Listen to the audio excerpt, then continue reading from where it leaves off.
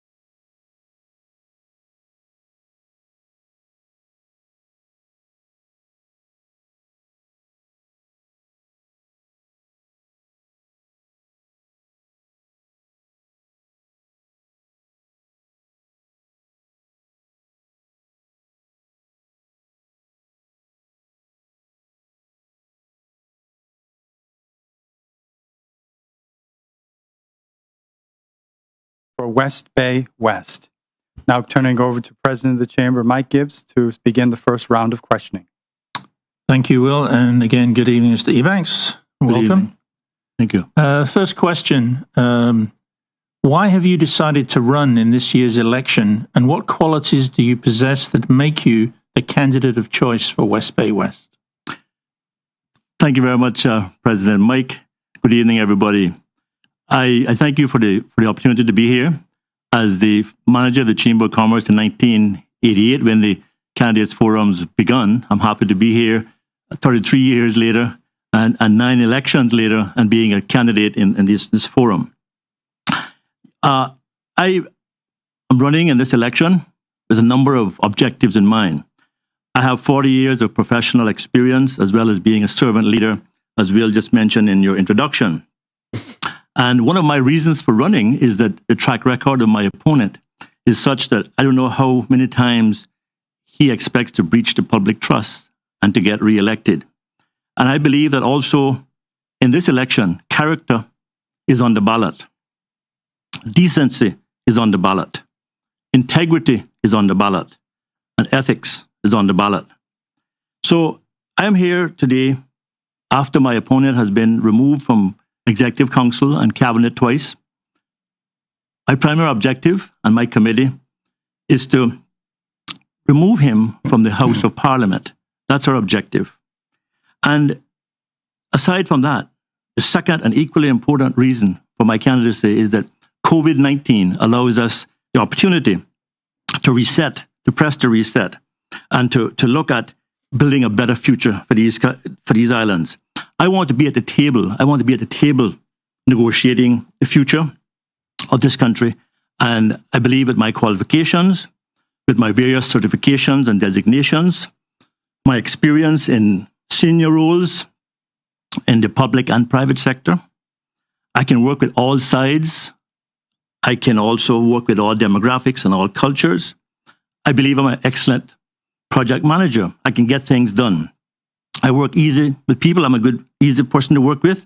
And as you mentioned, Christian, ethical individual, a good family man. I love my people and I want to serve them. Great. Thank you very much, Mr. Ebanks. And before I ask the next question, I'll add my welcome to you and good evening. Thank you, Chris. So the next question is addressing West Bay West issues.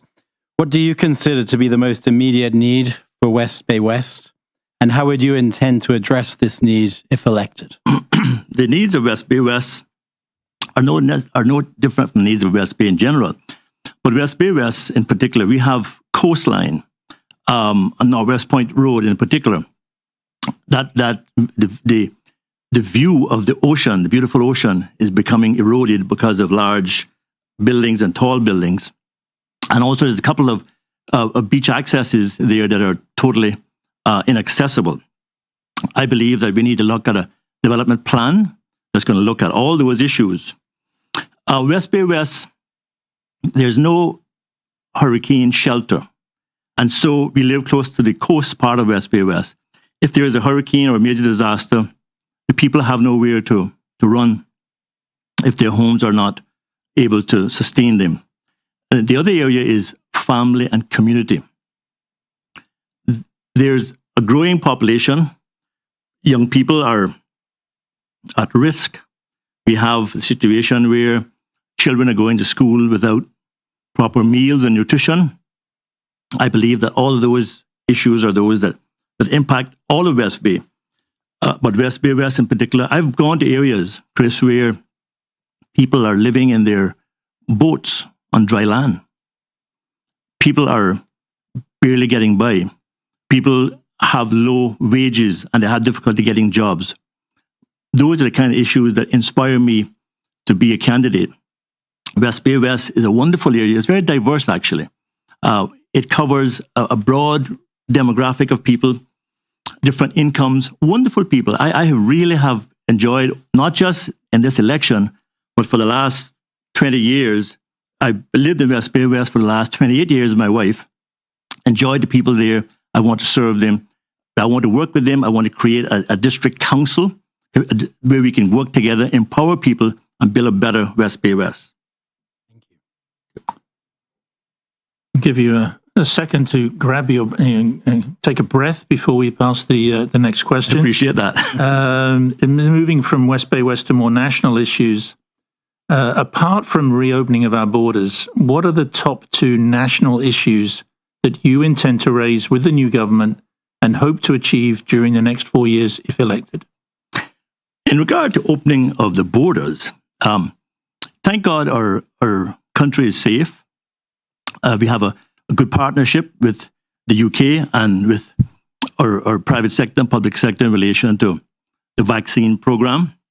I believe that we need to open our tourism industry safely, and that means that we have to have the vaccine program that provides 70 to 75% vaccinations for all eligible individuals.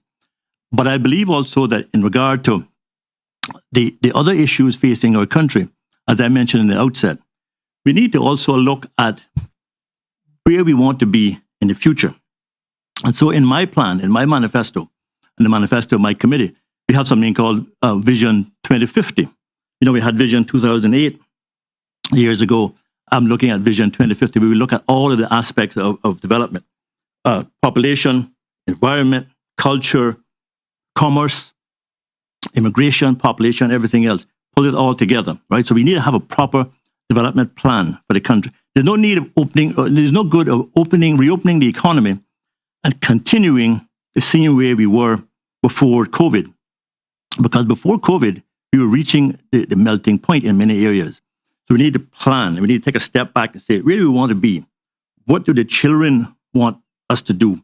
What is the sustainable development of this country and growth management? So safely opening the economy, long-term planning, and also looking at our constitution. I believe that we need to ensure that we get people who are moving into government and don't expect to be there for a lifetime.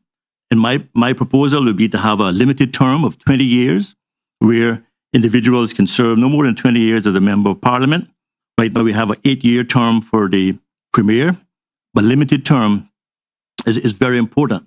And as I mentioned before, family and community empowerment is important. If we're not careful, the new generation coming up, if they lose hope, we're going to have a very, very bad country. We have a beautiful country. So family and community empowerment, national planning, growth management, and safely reopening our economy is a good recipe for moving forward for a better Cayman Islands. And if you elect me, I commit to that objective. Thank you.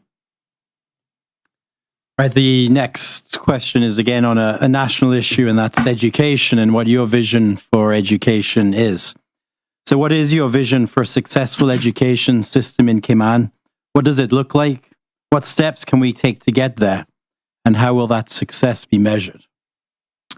That's a very good question. I served as a member of the Education Council for a number of years. I also served on the Community College Board of Governors for a number of years, and the ICCI Board of Trustees for a number of years. And as Will mentioned, I was also a founding member of an organization called the Overseas Students Association. That was a group of people that were university students that came back and formed an association. So I love the subject of education. It's a difficult area, of course, and it's very complex and has many tentacles. But some of the areas that I would like to address in education is that we have to look at discipline and misbehavior and bullying in our schools. When I walk around West Bay West, some parents tell me that they're scared about their children going to school, and especially now you're having the younger children mixing with the older ones. We have to address that. Class sizes, the sizes of classes, we have to make sure that those are reasonable. And I think that also the current Minister of Education keeps talking about it, and she's doing something towards it as well, but ensuring that teachers are paid well and are supported and have proper conditions and have support. Not just support from government, but support from the parents as well. Because teachers are those that build society, build future generations, and we've got to make sure that they are taken care of. Early childhood education, early detection of learning disabilities. This is very critical. If you've got children, like you don't know whether they have learning disabilities and they're misbehaving in school, but they're not properly assessed as to what the issues are, you can't address it.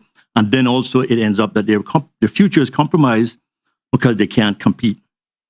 Adult education is another area that I'm looking at in terms of our education plan. And finally, schools integration. Mixing nationalities is a healthy thing. We have to have the space to do it, and we have to make sure that we use those facilities properly. But integrating schools is a proposal in my plan that I'm going to talk about a lot. I think it has a lot of value, and it's going to be part of my education agenda for this country. Great. Thank you very much. Staying on more national issues, talking about benefits and the potential reform, pensions and health insurance reform are top issues being discussed by many candidates during this year's election campaigns. What is your position on the subject of that reforms, and what reforms would you support if elected? Thank you, Mike. That is a good question. I've been championing pensions and health insurance for most of my working life. And as you all know, I was the Director of Labour and Pensions from 2012 to 2015. And before that, from 1995 to 1997, I was the Secretary of the Pension Plan Advisory Committee under the Ministry of Community Development, who came up with the concept of private sector pensions, the legislation, and the regulations. I believe that pension reform requires looking at the regulations. The investment regulations in particular are woefully inadequate. They're out of date. And for the last 10 years, we've been promising to revise them, and we haven't. Looking at the contribution rate of pensions, 10% was what was done in 1998. And firms like Towers Perrin and others who have done work, and Mercer who have done work, consultancy, have said that it should be more like 20%. It hasn't increased. We've got to look at that. No, there's going to be a discussion about it, but we need to look at it. We also need to look at the investment criteria and getting proper resources for the pension enforcement. I believe also that during my time, we did a multi-agency cooperation. So pensions, cooperating with work, cooperating with the Health Insurance Commission, cooperating with the Department of Trade, so that you have enforcement, so that people who are not paying their pension or health insurance are not also getting work permits. So you have an interrelationship between the two. And I think also that the pensions is something that we need to, we just recently took out $450 million out of the pensions in this country. That's a short-term gain, but I think it'll be long-term pain. But we need to work on this whole thing because we have no income tax or social security in this country. So we need to have pensions that are efficient, providing a good retirement for our people. And I'm committed to addressing the pension because I know how to do it. And we can work and get it done properly and not just promise, but do it. Well, thank you. We've gone through the first 5 questions. And right now, at this time, we're going to take a short commercial break. And we return the second round of questions right after this break.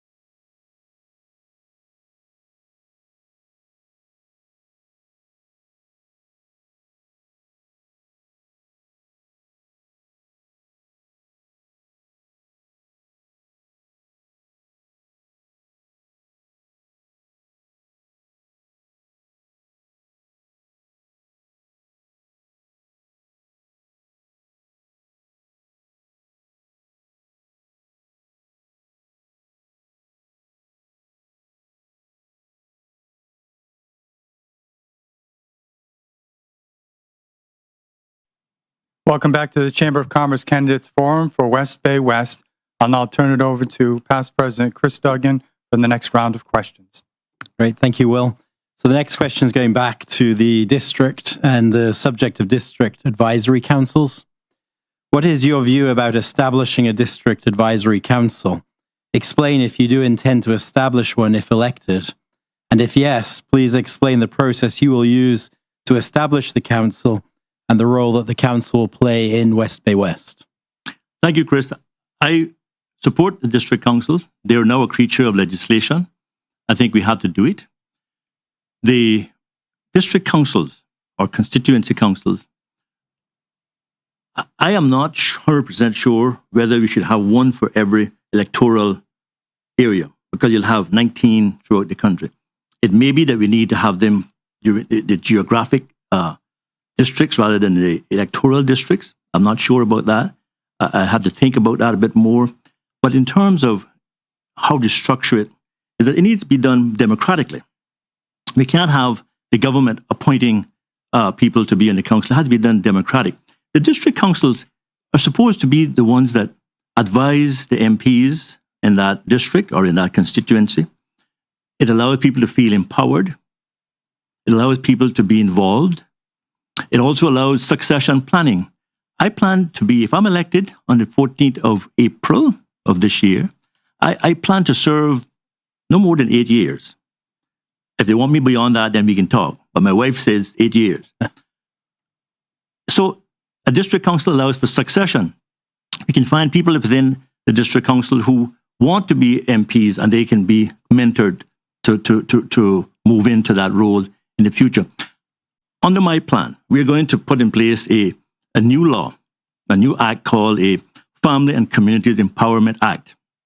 And that act will look at building the community, looking at youth, looking at we have a law in the books now called the Towns and Communities Law, which is outdated, is 1965, I think, law. We're going to bring all that in, update that, look at families, look at parental responsibility, look at the issue of deadbeat dads, look at the area of learning and development and parental skills and community needs in terms of music, noise, zoning and everything. District councils within that kind of framework can then be the people on the ground that are managing our districts and being empowered. And the MPs, let me tell you, an MP who has to deal with the big issues and also be on the ground doing all these things, that person has to be a magician. So we need to have individuals who are on the ground advising and dealing with the district issues and helping to run the country. But they need to be recognized and they need to be elected democratically and they need to be empowered. And district councils, by an election, will empower them and will give them opportunity to move into other areas of service. Great. Thank you very much. Yeah. Moving on for the next question into the area of development concessions. And the question is, do you support the current system of negotiating incentives with developers when considering large-scale developments? If yes, why do you support that system? If no, what other ideas would you recommend? If my opponent was in this debate tonight, I would ask him, what is your position on that? What is your position on that? My position is simply that development concessions or fees are things that are on the books right now. We have the infrastructure impact fee framework, and we have an environmental impact fee framework. That is meant to give government some revenue that large developers contribute to the coffers, and that revenue is meant to deal with things like infrastructure, social services, environmental protection, and the like. I believe that it needs to be structured carefully in regulations. No more should we have this sort of gray area where people go into behind closed doors and negotiate these sweetheart deals, and the public doesn't hear about it.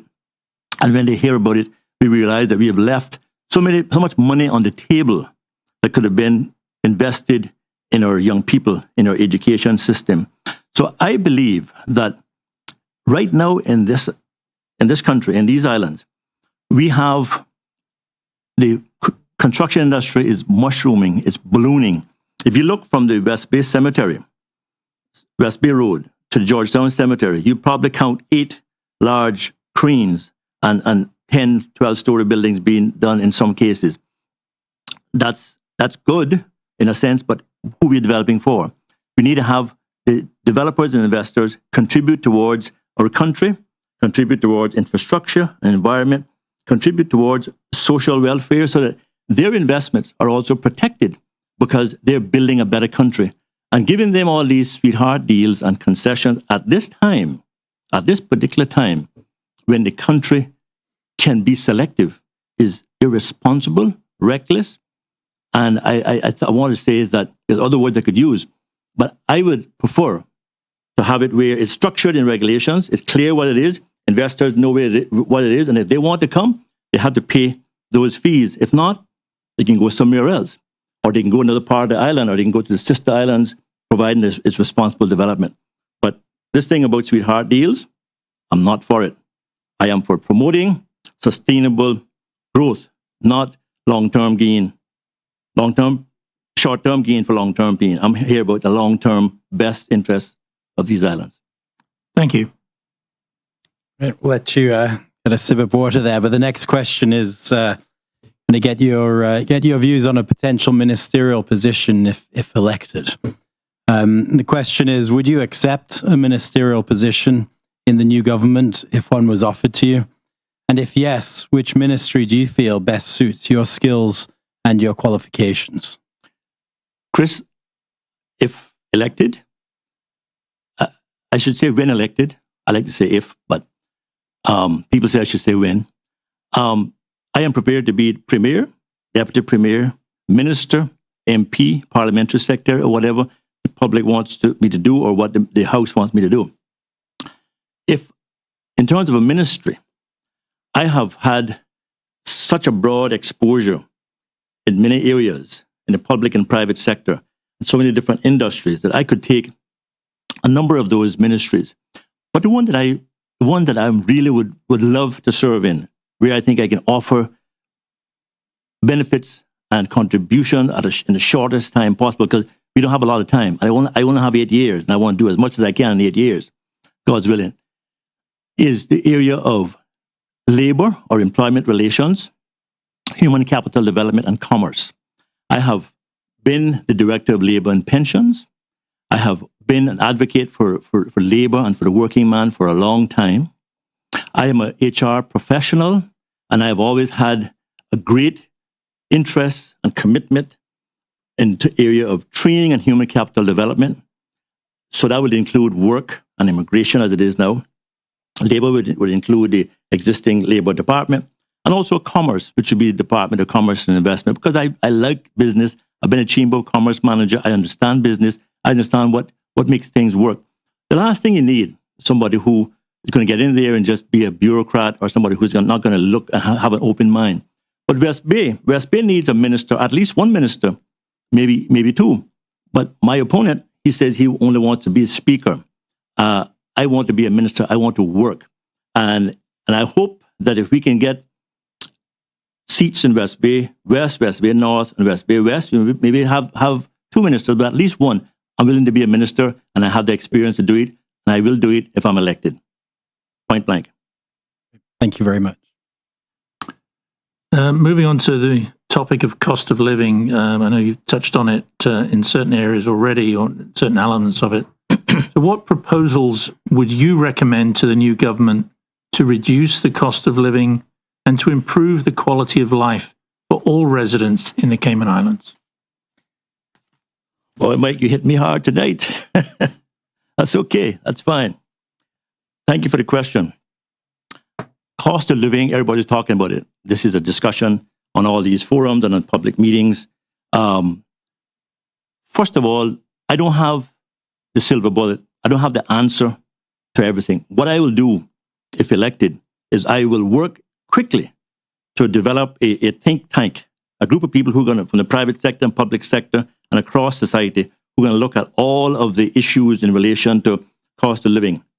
That could include fuels, what kind of fuel we're using at CUC, alternative energy, the green technologies. I also will look at looking at options for renewable energy. Also, in relation to cost of living, the wages that people get is also important in terms of their ability to survive. How can you survive West Bay West on $6 per hour in our society? You can't do it at a minimum wage. We can look at increasing that and working at that right away. The review of our tariff code. There are certain things that are in our tariffs, in the customs law, that are duty-free, and these are luxury items, and it's done for a particular reason because it's our tourism industry has been traditionally run by the merchant class. We've got to look at a tariff code and look at where things could be, duty could be reduced or eliminated for certain things and increased in certain areas as well, such as removing it. The merchants, their markups. Now, when you get into price and wage control, that is a serious economic matter. But we need to look at what is reasonable. And the Chamber of Commerce through the Better Business Council, which I started when I was a manager, can play a role in that in terms of consumer protection and Better Business Bureau as well. The cost of fuel is critical because that impacts everything. And it impacts business, it impacts individuals. And so the cost of living is a huge topic. I'm going to look at a think tank or a task force to look at all the areas, including what I just pointed out. But looking at alternative sources of supply, we get a lot of our foodstuffs, for example, through Miami. A lot of that comes from places like Costa Rica and South America. When I was a Chamber of Commerce manager, we looked at looking at trading with Costa Rica. Beautiful products, good prices, and all they've done is they're sent to the U.S., repackaged, and sent to us at a markup. We got to look at alternative supply sources for foodstuffs, as well as our own backyard farming and local farming. Thank you. The next question is to get your position on the reopening of our borders.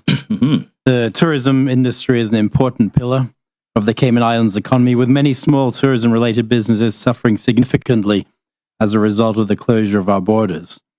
So what are your views about the timeline for reopening the borders to stay over visitors? Well, I thank the governor, the UK, the government for the work that's been done so far in protecting us from COVID. People in the front lines are heroes. They're unsung heroes. The medical professionals and all others who are working on this matter. Opening of our tourism industry or economy, especially the tourism sector, has to be guided by science. We have to make sure that we're careful about it because we know of countries, even some in our region, that have reopened and they've locked down again. So we need to be very careful. We're in a good spot here, and we got to be careful with it. We have to reopen safely. The vaccine program, as I mentioned, is right now going full steam ahead, and I want to encourage all of our citizens in West Bay West and across these islands to get vaccinated, because the quicker we can do that and create that herd immunity, the better off we're going to be. And so I think the percentage is something like 75% of eligible individuals being vaccinated, and that's a good place to start. I also want to, while the tourism industry is still closed down the way it is, there's many people out there who are getting a displaced worker stipend of $1,500 a month from the government. I want to increase that to $2,000 a month because people are appreciative of that, but they want a bit more because they're having a difficult time surviving without working. They want to get back to work, but they can't, and I'm going to increase that to $2,000 a month. But the thing that I want and will do is put together a plan. We have a great plan for lockdown. We have to have a plan to exit lockdown. And I'm not hearing anything about that plan. It's secretive if anything is happening. And we need to have a plan, bringing all the stakeholders together, and we need to do this thing properly with input. We have a lot of talent in this country. Let's use it. And we need to have an economic inspiration plan, not just a lockdown, but economic inspiration. And that's what I'm going to do if elected on April the 14th in terms of safely opening our economy to the outside world. Well, thank you very much. We've gone through 10 questions now, so we're going to take a short commercial break. When we return, third round of questions with West Bay West candidate, Mr. Mario Eubanks. Please stay tuned.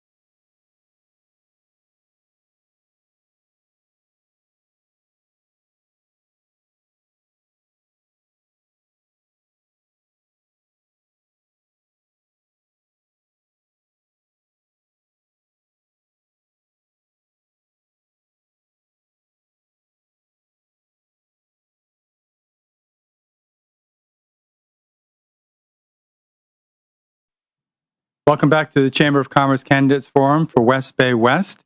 I'll now turn it back over to President of the Chamber, Mike Gibbs, for the next round of questions. Thank you, Will. Mr. Eubanks, this first question is going to be focused on the area of labour reform. What is your view on the Department of Work and Immigration Systems and the current immigration system and its policies and procedures?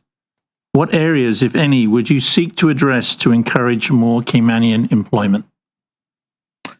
Yes, President Mike, this is an area that I have a lot of experience with, and I can offer a lot if elected or when elected. The current construct of the Department of Labor and pensions is really something that is lacking. We need to have a proper labor relations law. And a few years ago, we had a labor relations bill in circulation, and that got abandoned. But we need to look at a law that specifies and clarifies the roles and responsibilities and rights of the employer and employee. And in addition to that, we need to have a labor commissioner or a judge to deal with labor tribunal matters. The labor tribunals is the appellate body that deals with labor disputes. And they hear disputes and resolve them, but they're all operated by volunteers. They depend on lawyers to serve as volunteers. And in my plan, I want to look at moving the labor tribunals to the Commission Secretariat and make it a part of that. So you have a separate area of labor tribunals and appeals tribunal under the Commission Secretariat. So the Labor Department will be labor and work, and I'll create a human capital development authority that brings labor, work, training, succession planning under one roof. And labor relations then will also be under that. Right now, there's a disconnect between the two, and people it's not working.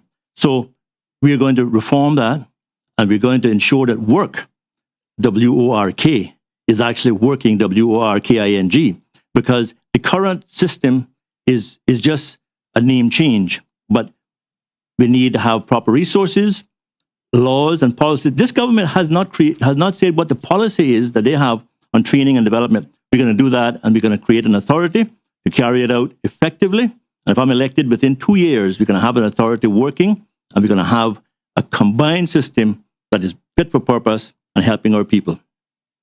Thank you. The next question is going to address environmental issues. What do you regard as the highest risk to the Cayman Islands' natural environment? And what measures would you recommend to address these risks? The highest risk that I see is the government that is in now. And if I believe if they're re-elected, they're going to push through the cruise port in Hogstye Bay. I believe that without a proper environmental assessment, environmental impact assessment on that, and looking at our carrying capacity, we're going to destroy this country and what makes this country great and what makes this country prosperous. We have the conservation law that was passed, and the previous minister, Mr. Wayne Panton, was the minister then. It passed, and then the government backtracked on it. I think we need to look at that. We need to have a proper conservation law. We need to look at long-term. I talk about long-term planning. I talk about carrying capacity. I talk about managed growth. Without the environment, the Cayman Islands is like any other place.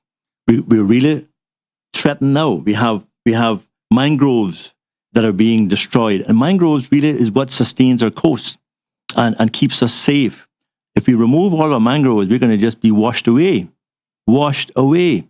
And if we have a port in Georgetown with all the concrete and with the dredging in Hogstye Bay, we'll be washed away as well. We'll become a sea rather than an island. So we've got to look at the long term. I believe that the environment is critical to our future, and I believe we have the plan. And that's why in Vision 2050, in my manifesto, environment is going to be a part of that. It's going to be critical to our future. And I believe that, as I said, cruise port, the preserving 7 Mile Beach, preserving our coastline with proper buffer is critical to our future.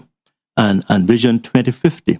And the think tank that I talked about will look at that, because we cannot have a future Cayman Islands going forward after COVID if we don't protect our environment. And I will protect the environment while at the same time being sensible to reasonable development. Great. Thank you very much. Changing directions a little bit now, more focusing on public safety. The question is, are you satisfied with the level of policing and public safety in the District of West Bay? What improvements, if any, would you advocate if elected? Thank you, President Mike. The policing in West Bay and the policing in the Cayman Islands needs to be improved. But let's get this right. Police or teachers cannot take the place of parents. Parents have to be responsible for their children. If you bring in children into the world, you have to make sure that their children are taken care of and that they are disciplined. And you can't expect the police to solve all the problems, nor the teachers, nor the churches. I believe that community policing is important.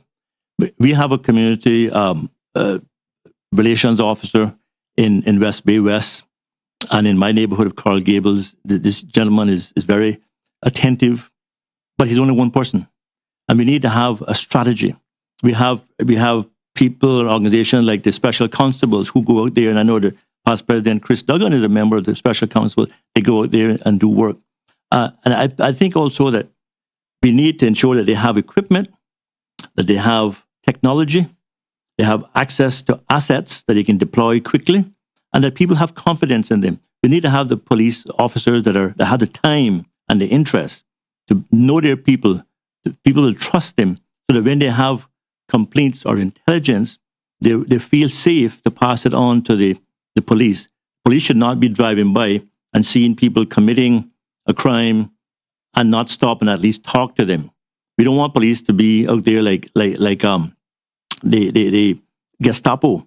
We want them to be there to work with the community. And I think that in West Bay, I believe that we're happy in the sense that we feel that they're trying, but they don't have the resources. And that's why we should not be giving all of these concessions to large developers and leaving money on the table that could be used to provide resources and salaries and benefits to our police officers and those in law enforcement on the front lines.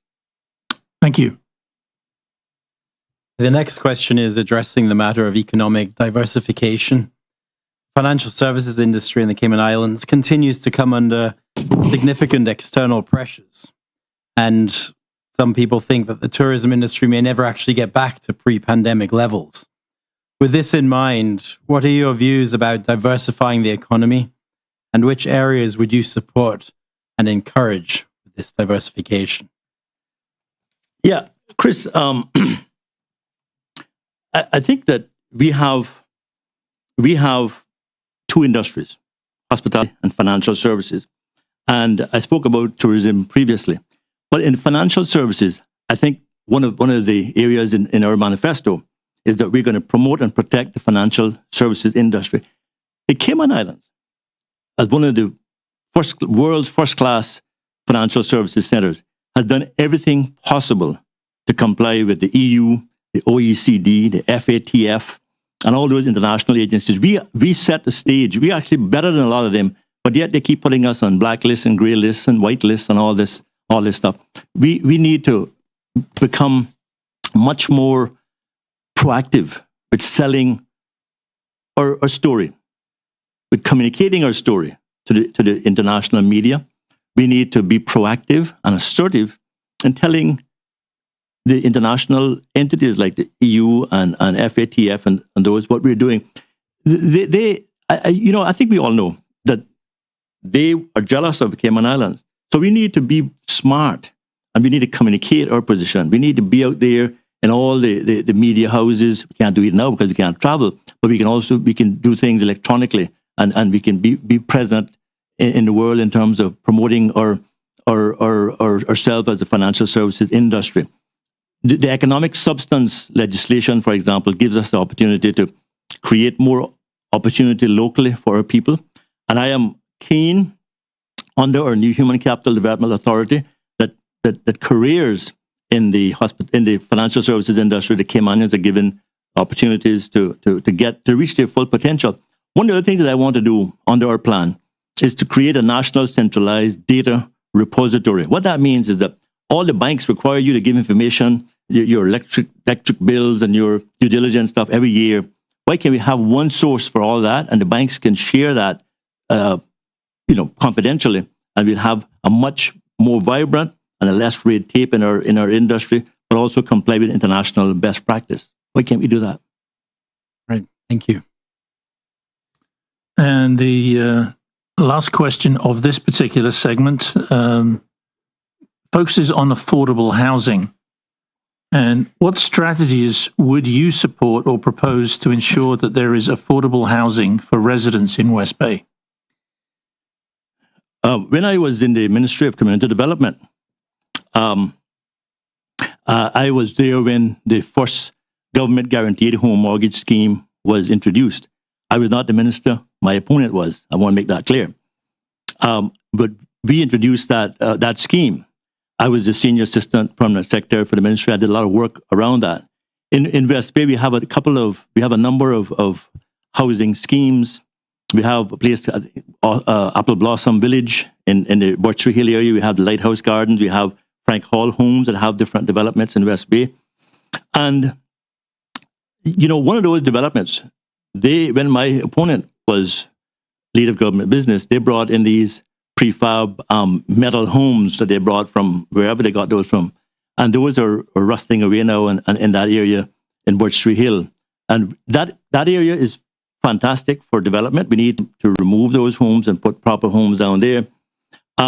I believe also that in terms of affordable homes and affordable property, if the government can encourage large landowners, there are many Caymanians who have land, but they can't afford to develop it because they got to put in infrastructure, roads, utilities, and whatnot. Some of that property is in the backland without access.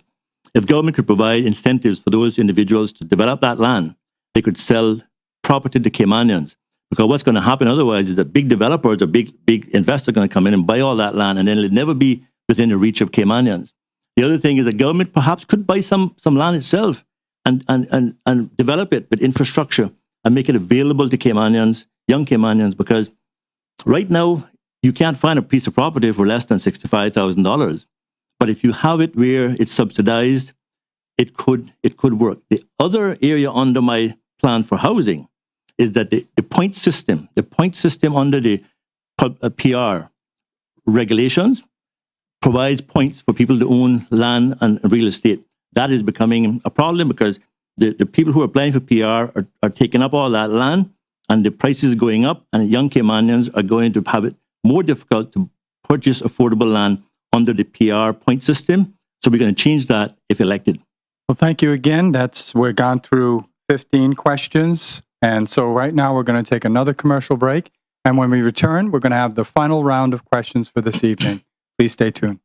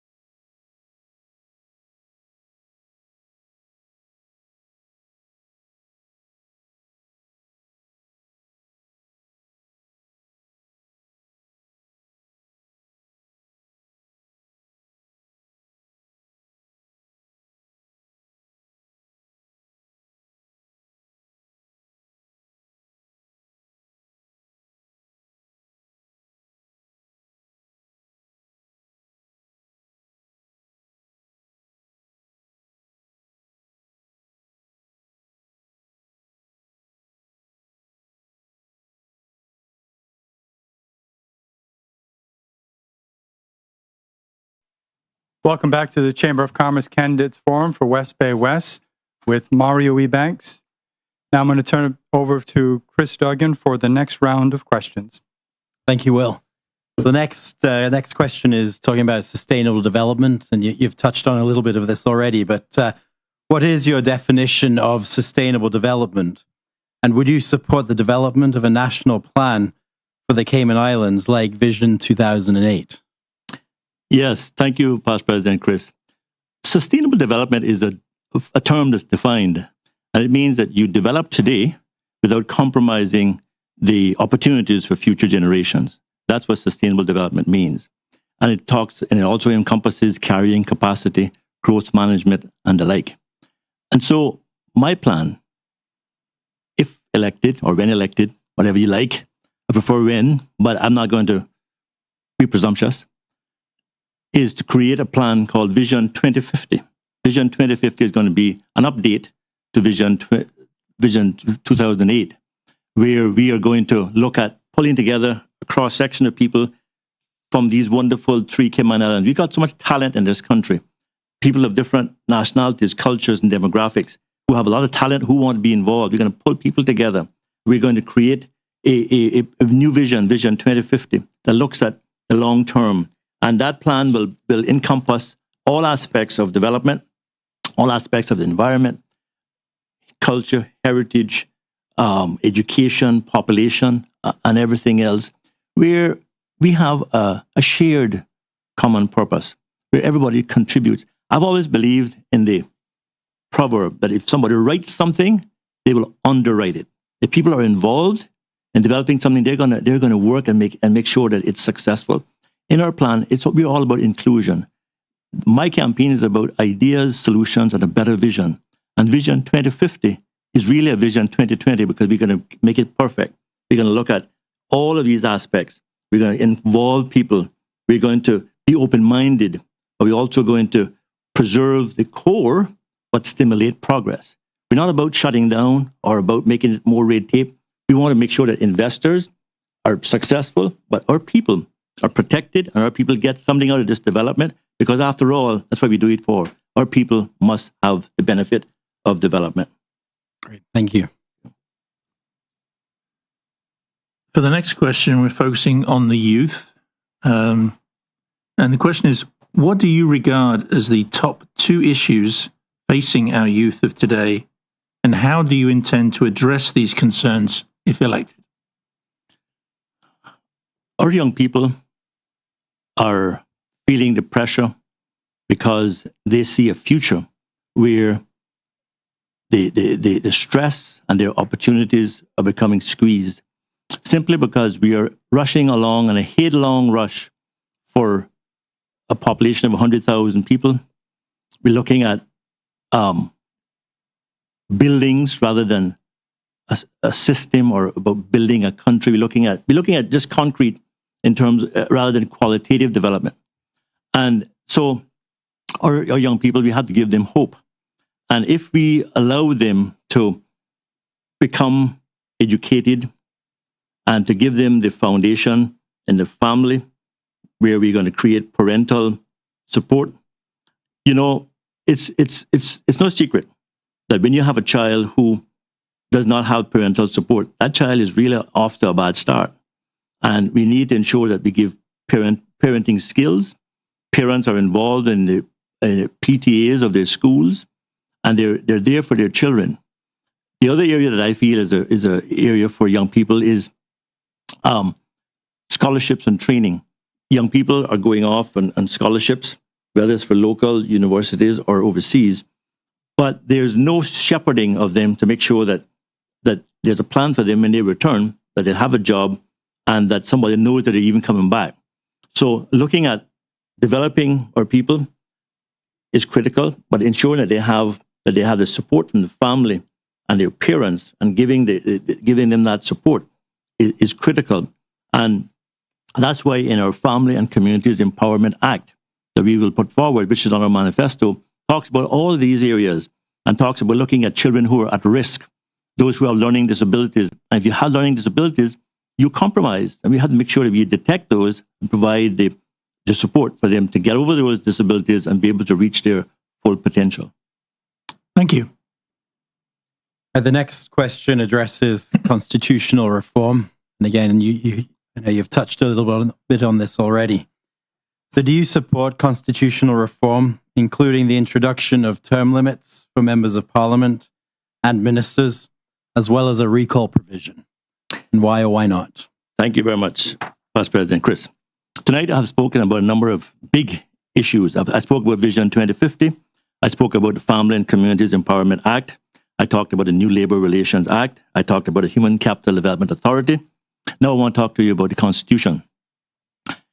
I support limited term.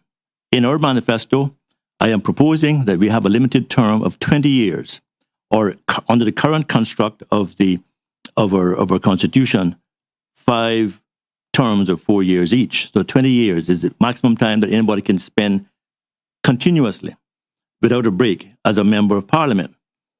Right now, you can go there, you can stay forever, you can stay long after you're useful, and we see that happening now. Under my plan, 20 years is the maximum. And right now we have a limited term for the Premier. The Premier can only serve 8 years or 2 terms, and then he or she has to take a break and maybe come back later if they want, if they can. But under my plan, we are going to have a limited term of 20 years. Recall, yes, I am all in favor. It's in my manifesto where there'll be a recall provision where it is triggered. A recall is where the citizens can recall or remove someone if they have the number, the triggering mechanism in terms of numbers of votes to recall someone, almost like a referendum. But we saw what happened last year when we had a member of Parliament who got into serious problems with the law, was charged, was convicted, pleaded guilty, and didn't appeal, but that individual is still allowed to remain as a speaker. Under my plan, if the Parliament doesn't want to do it, the citizens can recall that individual. But all of this has to be structured and strengthened by a proper code of conduct for parliamentarians, which spells out what is expected behavior. And once that is not complied with, goodbye, it's all over. Thank you. I was about to say shifting gears and then realize what the topic is, which is transportation. So it's a bit of a pun there, but significant development projects are underway or have been approved around Grand Cayman. What additional changes to roads or public transport systems would you like to see above the current road improvements already announced in public? Also, do you support placing a limit or restrictions on vehicle importation? Good question. In our manifesto, we talk about implementing long overdue road corridors in the eastern districts and implementing other non-monetary or non-capital intensive traffic management strategies. When in the 36 years that my opponent has been a member of Parliament, or MLA, we had a number of road plans that came forward. One was called the Master Ground Transportation Plan, and that came about, I think, 1989 or thereabouts. And he and his friends caused that Master Ground Transportation Plan to be thrown away, put in the dump. We're paying the price today for not having corridors. And that plan, and when I was a Chamber of Commerce manager at that point, I pleaded for them to at least reserve the corridors for that Master Ground Transportation Plan, so that even though we couldn't build it in that year or 5 years, we'd had it for the next 20 to 25 years. They threw it all away. And we now have the problem of roads.